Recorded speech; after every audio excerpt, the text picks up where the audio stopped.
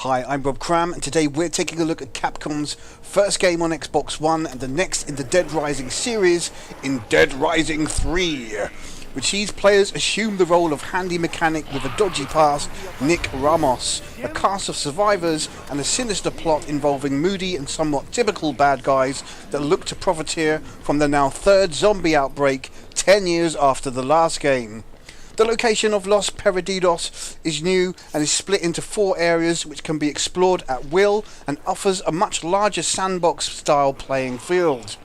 Getting down to the nitty-gritty, and at a glance, it's business as usual, except Capcom has decidedly toyed with the core ideas of the other games and tweaked the gameplay to be a little more forgiving in pretty much every area. For newcomers, the ease of play will be quite welcome, but for those well in tune with past mechanics will probably find the dumbed down approach a little too easy. From the offset, Nick can now craft weapons and vehicles at any time, as opposed to having to visit the workbenches of the previous games.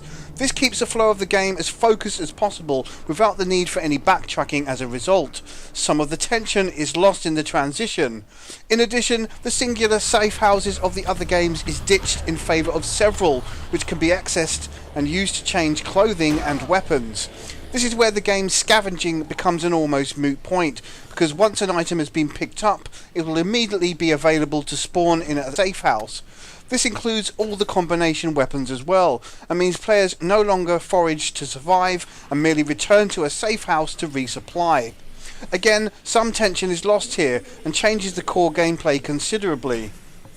Nick can also carry books outside of his regular inventory and can only equip one at a time until the skill to use them all is gained at level 50.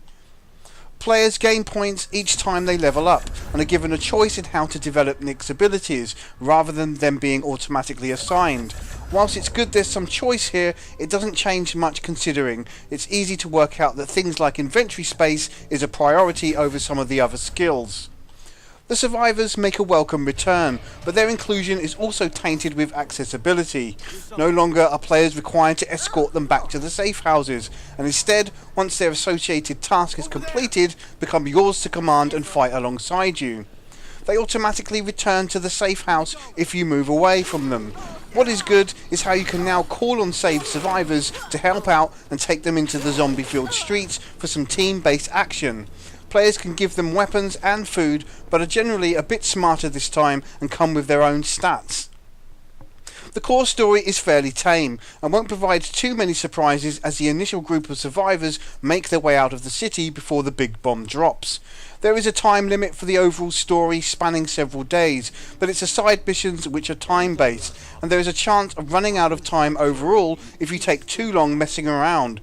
At a steady pace there is plenty of time to not even worry about it, and if problems do occur there's a handy chapter select option which retains all of Nick's attributes and items when you restart.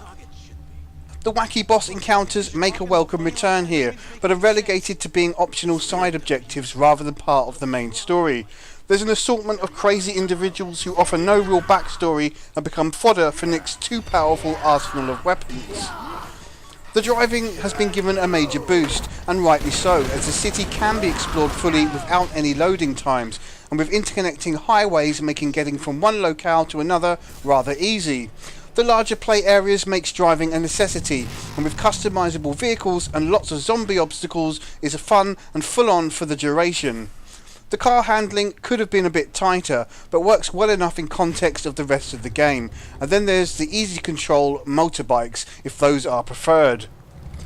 In terms of looks, Dead Rising 3 ups the ante quite considerably, with not only a higher zombie count overall, but an impressive lighting engine and better texture detail all round, and much more detail on the character models.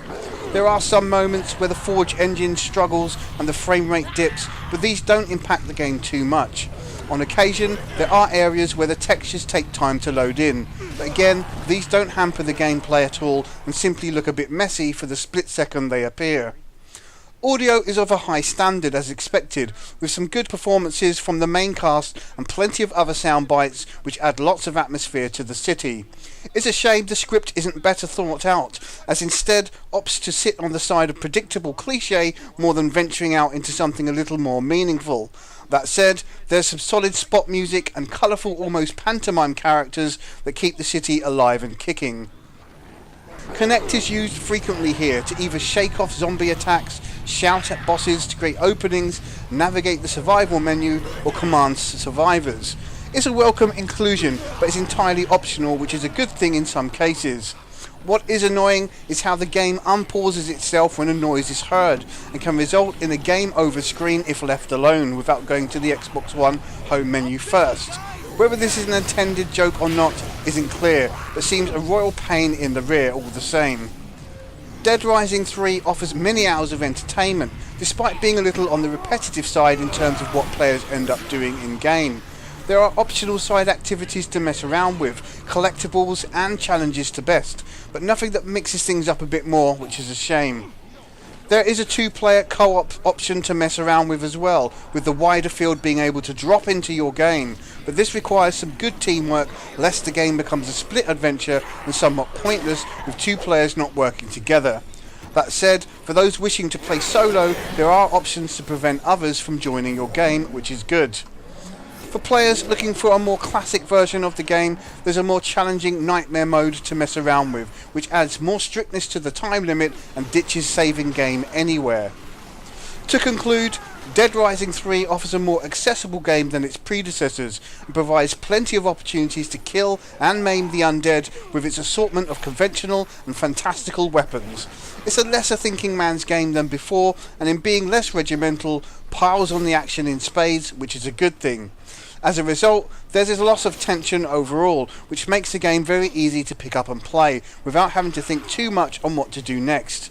Purists might not gel so well with the simplistic approach, but there's still a solid game here that works well under its new guise. If you like action games and are a fan of the series, then Dead Rising 3 is likely to be well received. If you're a newcomer, then there's lots to see and do with little learning required. Dead Rising 3 scores 8.5 out of 10. I'm Rob Cram. Thanks for watching.